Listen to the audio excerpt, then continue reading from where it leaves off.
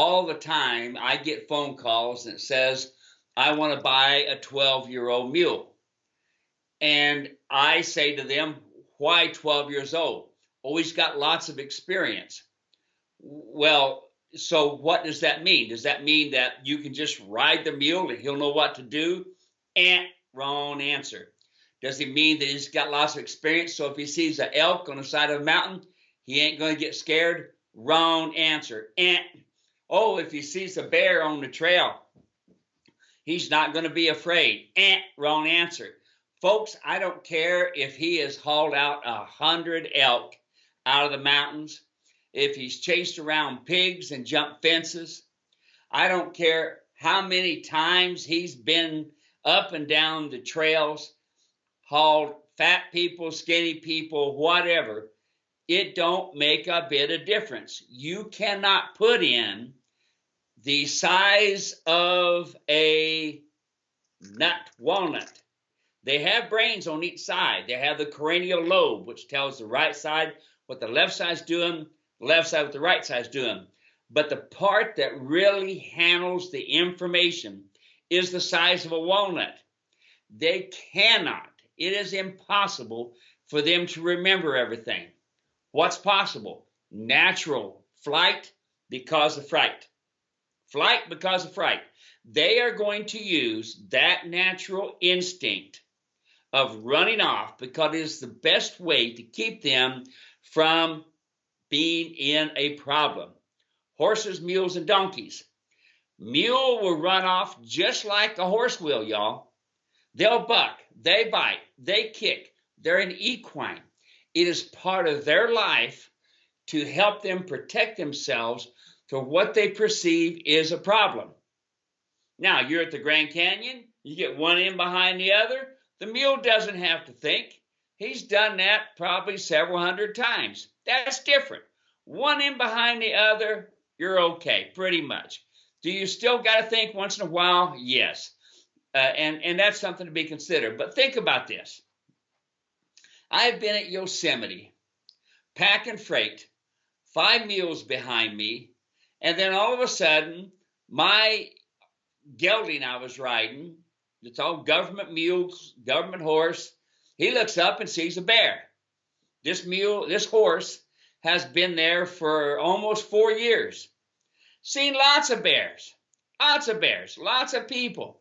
We're going down the trail, 5 mules behind me, and next thing you know, this bear, young bear, comes down off of the hill and onto the same trail we're on. And of course, all the mules' ears are up. My riding horse is up. And everybody's thinking, oh man, look, a bear. What is the leader going to do? That leader is the horse. What's he going to do? Whatever he does is what the mules are going to do because equine have a leader, herd leader. Now, what was my horse doing?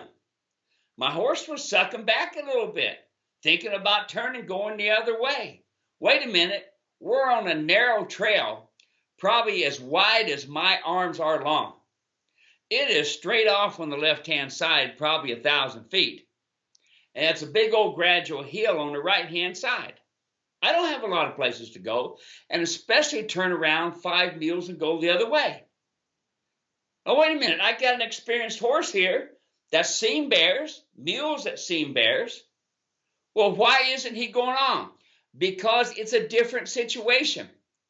It makes no difference. Every time you see something different, it's going to be in a different place, different smell, different side of the mountain. You see what I'm saying? They've seen the bears. I've seen these bears looking over a fence and almost touch them going by.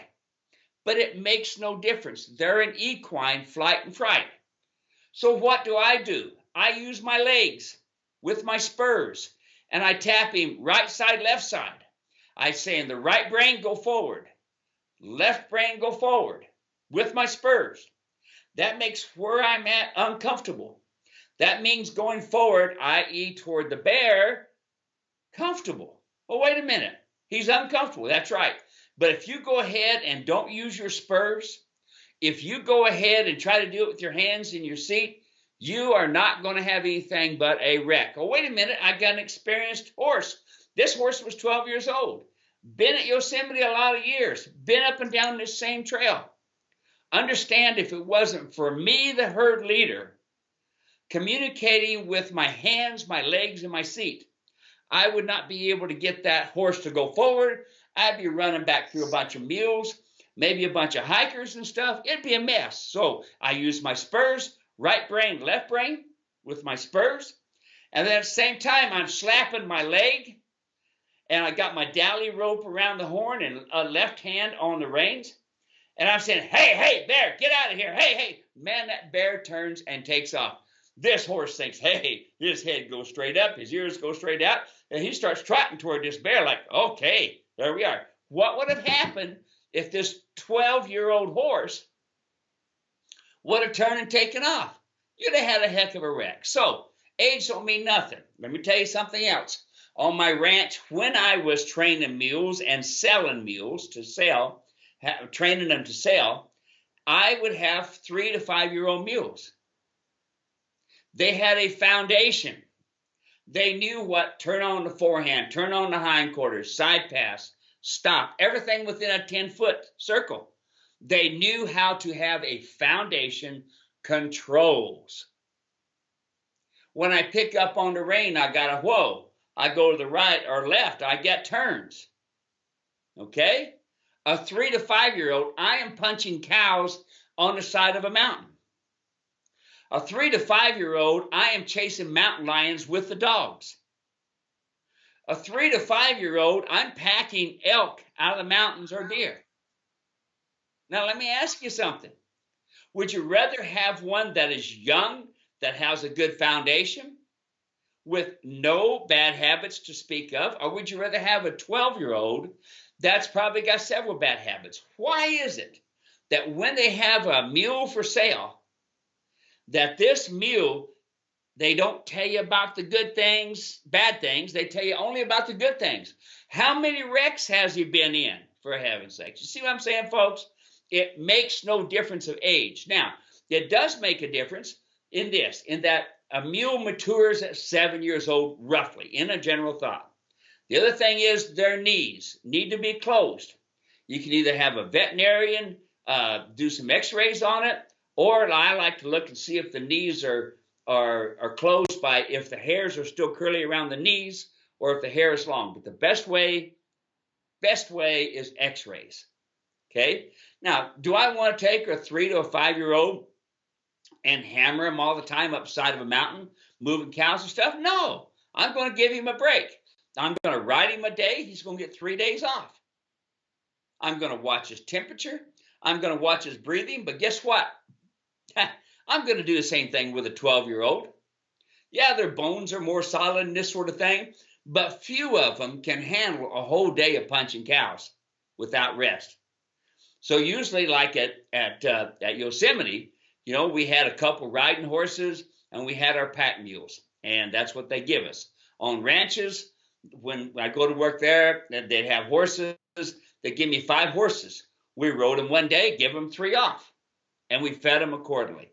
So don't go be looking for a 12-year-old with lots of experiences. Look for a mule that has a foundation.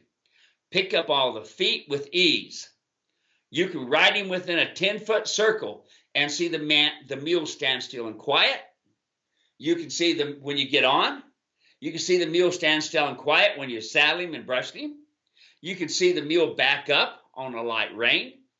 You can see the mule go right and left. And let's go at this. By the time he's 3 years old, he should not be in a snaffle bit unless you are training. He should be in a finish bit. And I got other videos out there for finish bit, and I can talk to you more about that. But look, folks, if you're buying a finished mule, there's not going to be 2 hands making them go. It's going to be 1 hand. Smooth and easy. My video, So You Want to Buy a Mule, that'll help you out a lot.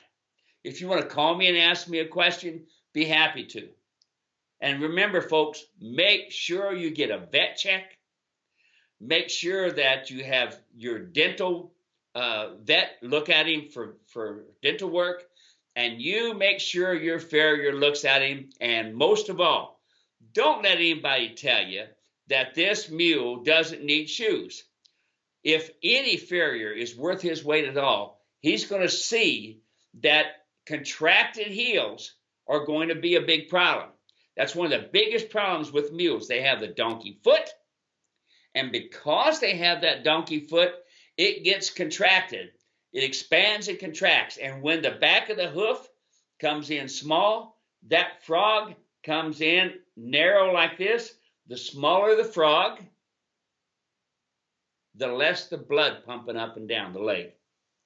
So you got a small foot in the back, be careful, you got trouble. Besides that, it could take your farrier 2 to 3 years to get a contracted heel fixed. That's why you see their legs so crooked. So, okay, folks, there you go. 12-year-old is fine if it's got training, has a foundation. 20-year-old, fine if it's got a foundation. All right? So, hey, happy trails. Give me a call. Let me know what I can do to help. Come on, get on my website. Be happy to visit with you. My website is www.muleranch.com, or my email, steve@muleranch.com. You'll also see me Instagram, Twitter, all that trick stuff. So give me a holler. Let me help you. Have a good one.